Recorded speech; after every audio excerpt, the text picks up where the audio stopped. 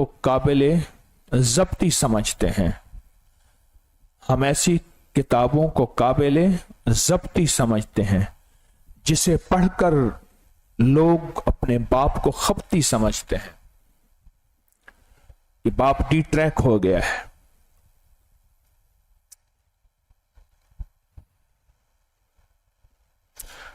روح سے دوستی کر کے دیکھیں تو صحیح،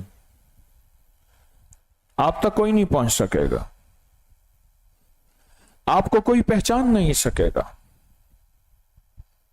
سوائے عیبوں کے جہان کے، اعتراض کے جہان کے۔ روح سے دوستی کریں، روح کی تقویت کا سامان پیدا کریں۔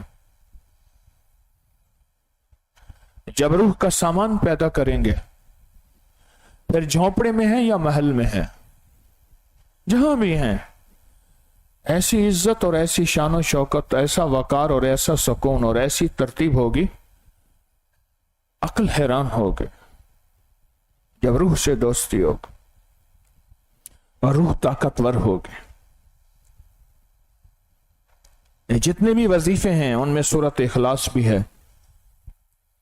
یہ جتنی بھی تسبیحاں پڑھتے ہیں آپ عبقری کی، وہ عبقری کی نہیں ہے، وہ قرآن و سنت کی۔ یہ جتنے بھی تذکرے پڑھتے ہیں یہ سب وہ ہیں جن کے ساتھ روح جڑی ہوئی ہے، جن کے ساتھ روح جڑی ہوئی ہے۔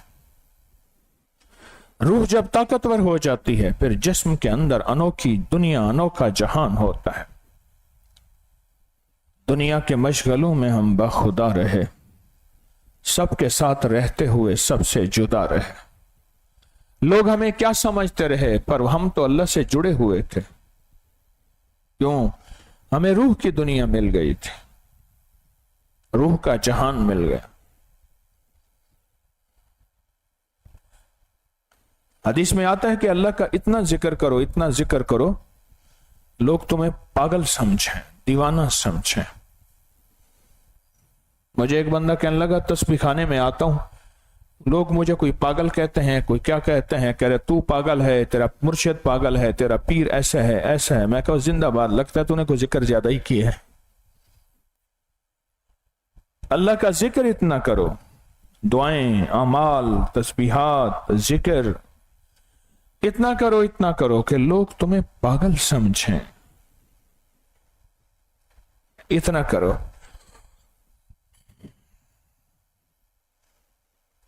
اور پھر ہماری روحیں ایسی ہوں جن روحوں کے ساتھ اللہ محبتوں کو جوڑ دے، پیار کو جوڑ دے۔ اگر آپ چاہتے ہیں کہ آپ کے ساتھ بھی روحوں کی دنیا جڑ جائے،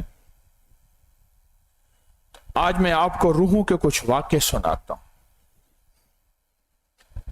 روحوں کے تذکرے سناتا ہوں۔ ہاں ایسے روحوں کے واقعے، روحوں کے تذکرے،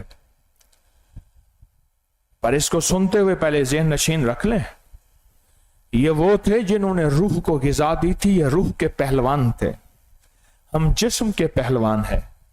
چلو سمجھ نہیں آئی مجھے تو پھر میں اپنے آپ کو سمجھانے اور آپ کو سمجھانے کے لیے بتاؤں، ایک جان بنانے کی محنت ہے، ایک ایمان بنانے کی محنت۔ ایک کس کی محنت؟ جان بنانے کی، اور ایک ایمان بنانے کی محنت۔ روح کی محنت ایمان بنانے کی محنت۔ جنہوں نے روح پہ محنت کی، تنہائیوں میں روح کو غذا دی،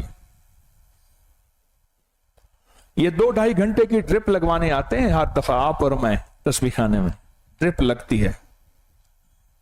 میں بس میں سفر کر رہا تھا تو مغرب کا وقت جا رہا تھا، اسلام آباد سے آ رہا تھا کوچ پہ لاہور، تو میں نے کہا روک دیں، 1-2 دفعہ کہا تو اس نے غصے میں آ کے نہ وہیں سڑک پہ روک دے، کہا نماز پڑھ لو۔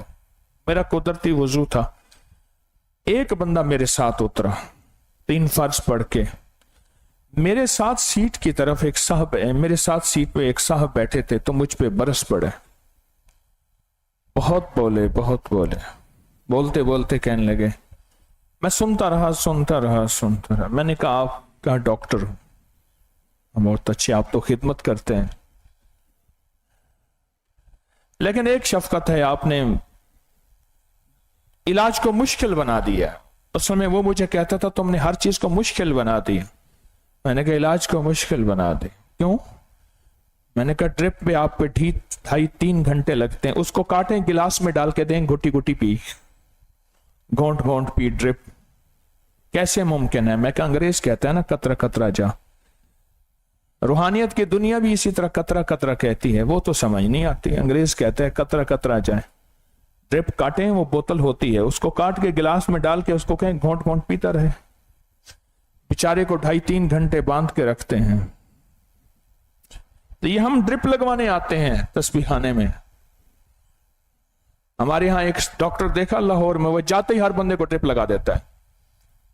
کیوں؟ اس کو لٹاؤں گا 2-2.5 گھنٹے، ویسے نفسیاتی طور پہ آدھا تو ویسے ٹھیک ہو جائے گا، آدھا تو ویسے ٹھیک ہو جائے گا۔ کہنے لگا یہ ہماری نانی اماں کا خاص ڈاکٹر ہے۔ اوہو، اس نے جاتے ہی بندے کو ڈرپ لگا دینی۔ یہ ہماری روحانی ڈرپ ہے۔